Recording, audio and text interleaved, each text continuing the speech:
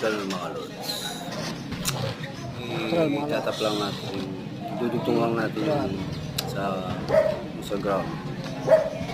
Kasi lilipat natin din yan dahil panibagong metro dito. Kasi sa kabilang bahay naman, sa kabilang bahay ito kaya pinapalipat na may-ari. Kaya wala, gano'n lang natin ang trabaho natin para malipat na. Yan o, lapit na para malipat sa kabila.